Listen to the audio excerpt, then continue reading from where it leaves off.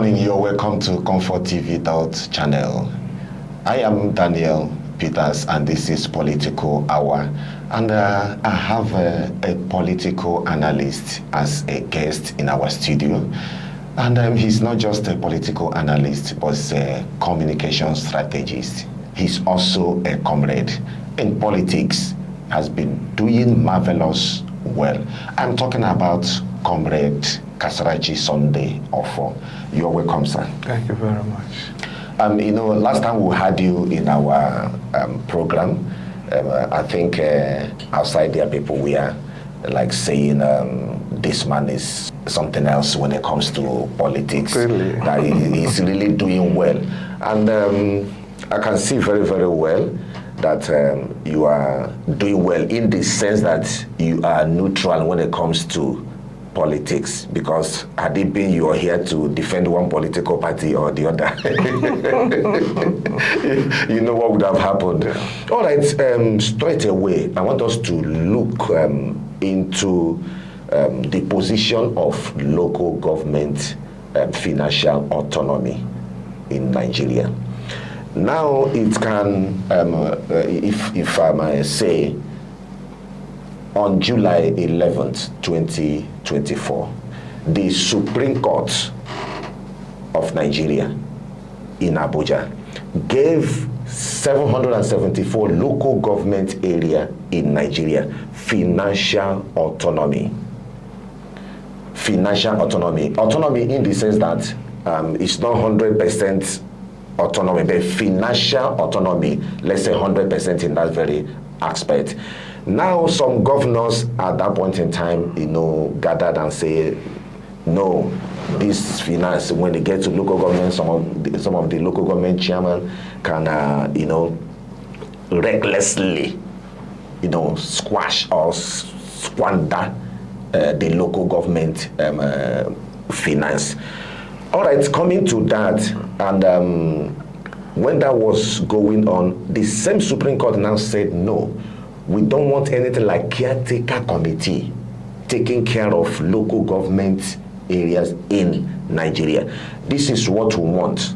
Elected local government chairmen, and they are going to be 100% autonomy financially.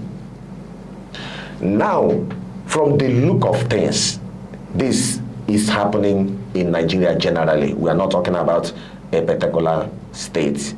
Starting from the national, do you think that the local government in Nigeria, 774 local government in Nigeria, presently are 100% financial autonomy?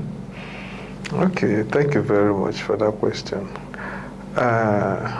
When that judgment was given, Nigerians were so happy, and there was a lot of jubilation. Then a lot of constitutional, legal interpretations over the judgment.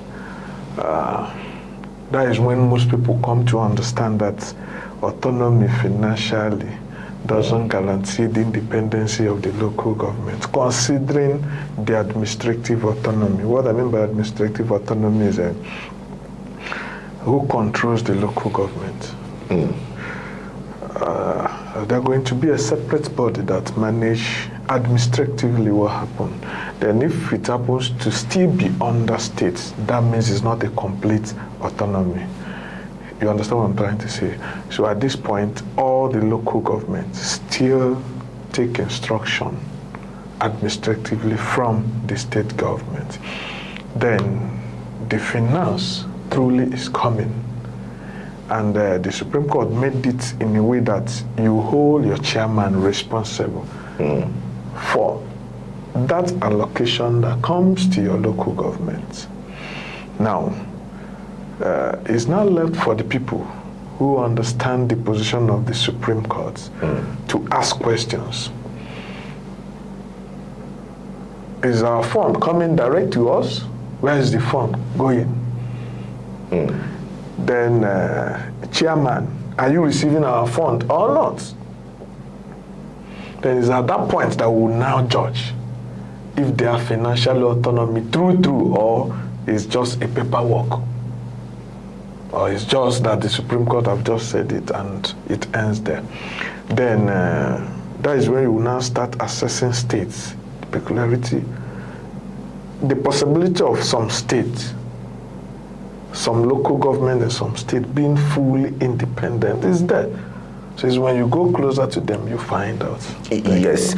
Now, just as you said, in some local government area, because you can't be everywhere at the same time. Now, let's take Abia State as a case study. Coming to Abia State, at the same time, Abia State, we have 17 local government areas in Abia State. Let's take Iguano local government area as a case study.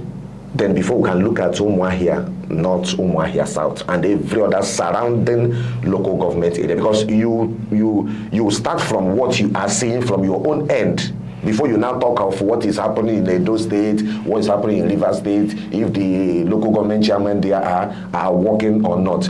Now, because I am trying to bring it to our domain.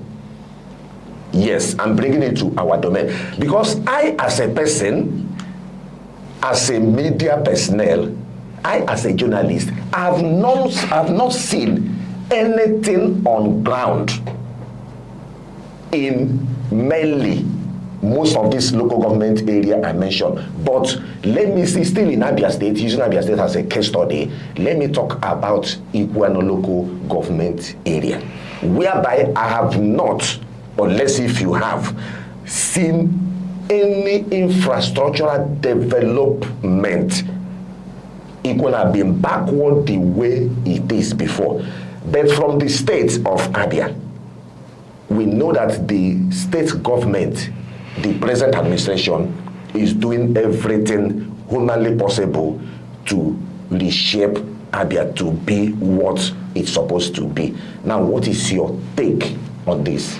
No, I don't want to believe that you are trying to be political because it's not only Iguano that is in. No, I'm not political, but I said let's use as a because we have been the local government areas, Umuahia South, Umuahia North, Isialango, those areas we have been. Do you know why I said I don't want to believe that you're being political? That I wouldn't have said that when you said the local government in Abia State, they will start looking at it holistically, singling out Iguano and start saying you have not. No, we are starting from there. We still touch other places, other local governments. We may not have time to touch the whole 17 local government, but I can only tell you for sure that there's a lot of progress in virtually all the local government. I know that His Excellency Executive Governor of Abia State, Dr. Alaisoti, in his wisdom and with the House of Assembly enacted, the House of Assembly enacted a law to assist what the federal government have done so far to guide against financial recklessness at the local level. So, and I know very well that most local government are doing a lot of things. And if the government said, let's manage a central purse, your money still comes to you. But to make sure that this money is not used carelessly, get us your proposal, what you want to do. Let's jointly look at it as a state. And they release the funds to you. Release the fund to you. That doesn't mean the local government is not financially distant. So what you should even be mindful, if there's any local government you are not seeing massive development as you expected, then you go down there, ask them what is happening. You understand what I'm trying to say? So, yes, asking them what is happening. No, it's your right now. No, it's my right. Yes. But let me use Abia State as a case study. Okay. Now, I don't need anybody to tell me what His Excellency Dr. Alex Oti is doing in Abia State. It's only even a blind man can even hate anywhere on the media from your neighbors that Governor of Abia State, His Excellency, Dr. Lesoti, he has done that, he has done this, he's trying. At state level, right? At state level. So we are expecting the same thing at local government level. If they are financially, if they are financial autonomy, we should be expecting all this. That is more reason why you should hold your chairman responsible. Just as I have said, I'm expecting you to tell me that His Excellency have decided not to allow the autonomy fly. But you have agreed with me that the autonomy is flying in Abia State. Then the question is, the local government chairman, what are you doing with the money? No. If you are in control of the autonomy as governor or maybe state government, let me use that language. Let me not use governor, state government, holding brief. Let me use the language, holding brief, in order to see that local government doesn't use this fund recklessly. Then it is the same duty of the state government to hold them accountable, because through your proposals or your projects, what are you doing with this? What have you done before maybe another fund will be given to you? Then everybody is very clear and very obvious that everybody don't need to ask questions. Okay, do you know that the states, with a lot of things in their hands, may not understand this you are saying? It is the grassroots who is solely involved in the local government. You understand? They need to raise the doors and come home. My local government chairman is not doing anything. Possibly when you confront the local government chairman, so why are you not doing things? Why are you not duplicating the same thing Osisioma or Bende or all these people are doing? You understand? And he now said, oh, there is no fund. That is not what you say. What do you mean by there is no fund? You understand? So the awareness starts from the local government, the grassroots. You understand? Now, if Ariam Man, for example, is saying, I have not seen anything in Ariam. What are you saying? That the dividend of democracy, our expectation, acknowledging that money is supposed to be at the local government, that we expect more projects from the local government. Now, my chairman, what are you doing? You understand? And when the chairman fails to give you an account of what he's doing with your phone, you cannot raise those. Come on, nothing is coming. Possibly the chairman may be forced, if there is no money in the local government or the state government is not releasing money, then the local government chairman will now shout, I'm not receiving any fund. You understand? Now will now shout, oh, governor, does it mean you are not giving these people their money? But at this point, we have not had any local government chairman said, we are not getting our money. So the question should be, local government, I have watched Abanot, or I have watched Osisioma, I have watched the other place. Look at what they are doing. My own local government is not doing anything. Chairman, what are you doing with our money? You understand? Yes. Now, another thing is this. We have the right, as you said, to question our local government chairman or the administration, what they are doing. Why are we lacking behind in so many areas and so many things? But there is another thing. Are you telling me that until a local government chairman comes with numerous proposals or come with any before he can approve? What I mean is that, does it mean that if you have a local government chairman who is sleeping, now the states will not just come and say, take this, go and work? No, that is why I said, that is why you equally have councillors, possibly supervisory councillors, and stakeholders in various local governments. In fact, those are the eyes of the government at the state and the equally at the grassroots. Like me, if my people cried for borehole, just as my people are crying about one gully erosion at one Mbachuku, you understand? Yes. So, if they cry to a point that I now rush to chairman, I said, chairman, you can do this. Now, this is a local government project. You understand? He said, no, I can't do it. I have a limited fund. I said, you have a limited fund that you can't do this. You understand? Now, he has started creating this thing that their money is not coming directly. But when he said, okay, I have not acknowledged this, I will factor it in my project. You must say something. You must rise from where you are. You must cry out for people to know that, there is something, you are in need of something. You understand? So, any local government chairman that is sleeping means that the people at that local government are sleeping. You understand what I'm trying to say? Yes. So if you have a dummy local government in your area, and you decided to follow him and be a dummy citizen, it's not for you. But when you cry out, then people can hear you out. All right, coming to that, now, what stops the local government chairman from coming to the media and say, this is what we've done so far, this is the project we are about to commission, this is ongoing project, this is the one that have been approved. I still use His Excellency Dr. Alex Oti, the governor of Abia State, as an example. I think he speaks to Abia every month. Yeah. Yes, every month. Yeah. Even apart from speaking to Abians every month, he still, Dr. Alex Oti, His Excellency, he still have this, and I am not praising him, I'm not in any political party, but he comes out to hear people.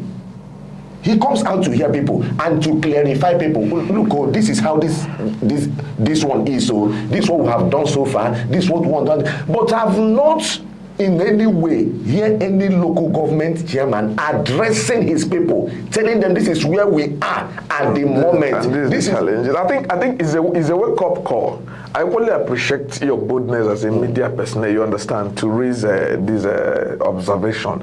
Then, I believe with this program, if the Commissioner for Local Government, I think, also somebody, you understand, will hear this, is a wake-up call.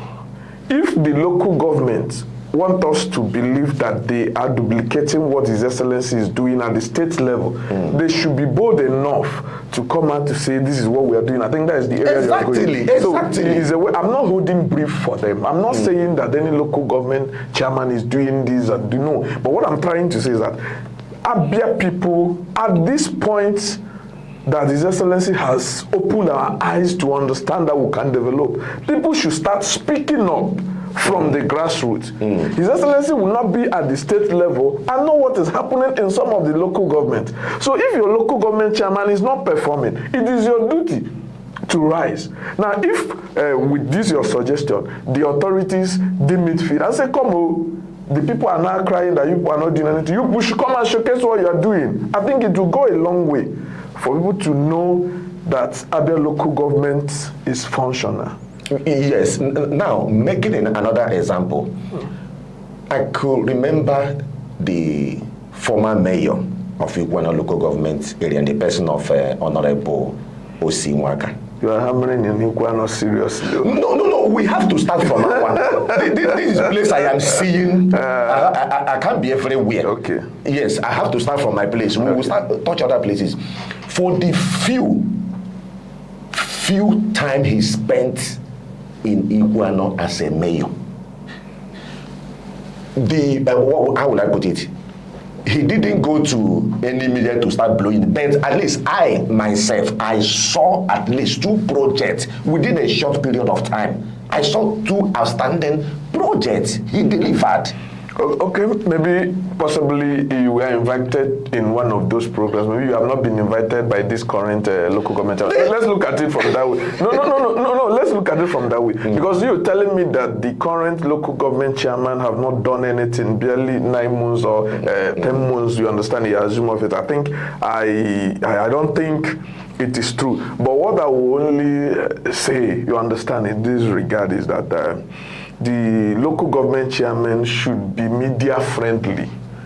If you are doing any projects and people are not aware of what you are doing, so they can misquote you. So that is why I said the possibility of you attending 1 or 2 programs of the other former mayor made you to conclude that he's doing more than this one because you have not attended his own. That is just what I want. No, that is the point. No, that one is out of it.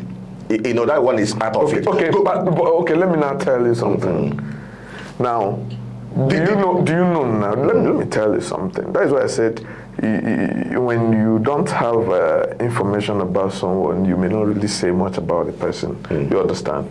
I know that Equano local government, there was a time they commissioned, I think, a bridge. I think the flag of, sorry, not commissioning, yes. The flag of a bridge in somewhere close to Oloko and all that. And I'm equally aware that there was a time they lamented over Ariamo, Saka, Ubu roads, that they have a serious gully erosion. And I think it's equally through the effort of the issues that, I mean, not just as I said, I don't know much the man is doing. It's only when he's being invited in the media space, possibly, that he can say, I have done this, I have done that. And thank God you said you're not trying to praise anybody, because most times I'm afraid of media personalities. Sometimes that place, you give them small, they see small lights, they jump to that person. So, but I want you to know that the best thing to do is people from the local government, local areas, to start speaking out the development in their areas. Exactly. Then equally, their councillors should equally sit up. Because if you're representing my ward as a councillor and you didn't do anything, there wasn't any push, we'll start from you before we get to the local government. That is how government works. All right, you said something earlier, which I concur with you 100%. We are just using, or I brought the issue of Equano local government area as a case study. We are not saying only, but we are talking about local government generally yes. in Nigeria. Now, being media friendly, you say something like that. That is where I concur 100%, because we are in a 21st century. You don't go and carry a tank crier and begin to move from village to village and be hitting your gun. Go. Everybody come. Our chairman has done this and has done that and is about to do this. So when you make mention of being media friendly, this is exactly where most of them are getting it wrong. Put me, because now we have media personalities. Even if every day must not be, let me go and approach media and sing praises for myself or sending people to sing praises for you. No. But you have media personalities in your local government. They are also stakeholders of your local government that you can call them on a meeting, even if not monthly basis, even if it's quarterly. So these are the people that will tell the people, oh, our local government chairman, he's really trying. He has done this, I've verified, or he's not really doing anything. That is the area I am putting it. Okay, let me equally comment there. These media personalities, they are from that place, right? Yes. They equally have rights as a normal, in fact, they are under the coverage of the local government chairman, right? So if the local government fails to call them, let them go to the local government. Nobody will ask them out.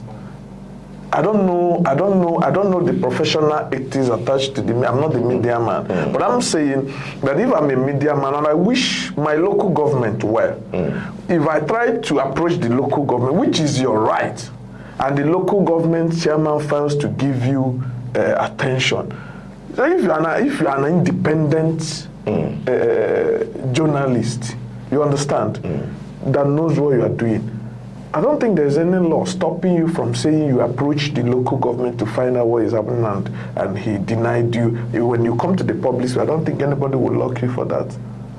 All right, that one is, by the way, yes, because we are talking about local government financial autonomy in Nigeria. Is very, very broad when we talk about that. So we cannot represent every local government, but we have just used one or two to say it as an example. Now, my second question is this: Abia youth and politics. Now, what are the positions of Abia youth when it comes to politics in Abia State? I am talking about their position in the sense politically, right from the onset of Abia State to date. What has been their position? How have you seen them? Have they really made any impact in Abia State politics? What have been their mindset have they really, have they really been included in the government of Abia State? Yes, the answer is yes. I know a lot of youth. I'm a youth too, who have been part of this administration and former administrations. One of the men who really pushed youth seriously, I have to give it to him, is the administration of Ochend. Yes, and although most of them are not positioned in the right place, it's the other way around. But then, Abia youths have been so involved in the politics. But there is this narrative that have to be corrected. We have more psychophans in the system. And I think His Excellency is trying to clear that system. A situation whereby a young man have nothing doing. When you ask him, what are you doing? He said, I'm a politician. I don't understand. So, and he's now occupying the political position. Yes, what are you doing for a living? What is your occupation? He's a politician. I don't understand it. You don't sell biscuits, you don't sell pure water, you're a politician. So I think the narrative, government is trying to down that distance. So you should look for something doing. Politics should be a kind of a second address. It shouldn't be your source of livelihood. And that is where you see a lot of youth playing that card of psycho-fancy, you understand? When they run to this politician, they will gossip. And the way they praise most of these people that ought not to be praised in the state, that is one thing that marvels me. Let me tell you one thing. Watch Abia very well. We have few individuals that act of politics they have impacted in Abia. They have helped Abia. I'm not speaking for them. Most of them, I have not seen them, but I have heard a lot they do. People like Don, I think Don Lulu, the one that launched his two radio stations. Here in Abia. Yes, you understand? This is the kind of people without government money. They are trying to do a lot of things. The likes of Uchoga, the likes of Professor Greg Ibe, I think the man that owns a university. And he also has a radio station. Dude, that's what we are saying. Most of these men who have given power, none of them have ever in one way or the other impacted Abians. And you see the youth shouting. You understand? And why are you praising the person for that? The person used the money given to him to work for you. Possibly took up to 50%. I give you 50%, and you are still shouting above the board. I don't get it. So these are the areas I feel the youth are not getting it right. I think Abia youth after stomach infrastructure. You are the one saying that. I'm not saying that the total. We have some of them. Yes, and I think, and some of them you see them. They are those people that. You see, they have this sycophant and this noise-making value. You understand? They will go to places, they will shout, they will say, "Toilet for the boss, toilet." You understand? Some of them can even kill because of a man who have not given you 1% have not empowered you in any way. So I think Abia youths need to look. To understand that when we talk about governance, what they are giving back is what belongs to us. What we do is to say, to do comparison. Oh, His Excellency is doing well more than the other person. It's not that His Excellency is using his money it's Abia money. No, let's get it. You understand? He said it. Yes, from onset. Good. He said, I'm going to use what we are celebrating meant for Abians to work for. Yes, what we are celebrating today is that His Excellency is using the money meant for Abians to work for them. Some of other individuals who is not using the government money to equally assist Abians, though you may look at it that is a personal a profit-making organization, but we should equally look at the other side of it. Many have gained employment through that distance. So it has both the economic distance of Abia. You understand what I'm trying to say? We should equally give it to them. Politics apart. No, it's just like, when a sitting political office holder does these things, like when it comes to projects and the rest, it has been our culture clapping for them. But that is the reason why we voted them in. Good. To do those things. So Abia youth there should understand it. Too much praise singing cannot help Abians. That is just a point I want to make. I'm not saying that all the Abia youths are praise singers, you understand? But I give it to His Excellency, the Executive Governor of Abia State. He has not so much promote these mute street praise singers. He has always said it. I'm ready to invest in agriculture. I'm ready to invest in tourism. Yes. That is the last thing I wanted to say. In the whole southeast, I have said it earlier. Our southeast governors, this is one thing they need to do: investing heavily in agriculture. Somebody asked me the other day, why is beans costlier than rice? And now ask him, do we have places in southeast that cultivate rice? He said yes. I said, where do we have in southeast that cultivate beans? He said no way. Because I use not as an example, Bank of Agriculture, they make use of it. Do you know that states can own this? Let me come in there.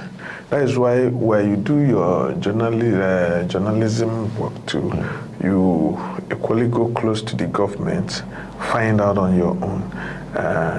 There have been a lot of revolutions in agriculture. I'm aware of that. No, yes, I mean in Abia. No, in Abia, I was coming to that. Okay. I know that His Excellency, Dr. Alex Oti, I know when he sent about 300 and to Nasarawa, right? Nasarawa. And there's another badge. I am not referring to him. I say Southeast yes. should emulate such. And I believe there is a huge difference. You understand now? We have more young and vibrant governors now in the Southeast. You understand? And most of them are doing well. Honestly, I have to be frank, including Enugu. Yes, but the area I'm going to, investing in agriculture, in the sense that now the kind of food that is being transported into Southeast, it will come to minimum. Like I think that is the excess of what they are doing. That there will be a point where we will look outside for all this produce. It's a gradual process. So I know very well that the Southeast governors, they are trying to make sure that we'll get to that level. So we'll keep praying for them. The ones that need criticism will criticize them constructively so that we'll get to that place. Thank you very much. All right, thank you for coming. This is where we're going to wrap it up for today. All right, keep watching ComfortTV.channel. Make sure you subscribe to our YouTube channel. Follow us on our Facebook. By this time next week, we'll also be having Comrade Kasarachi Sunday Ofo. He's a political analyst, communication strategist, and a comrade. Thank you, sir, for coming. You're welcome. My pleasure.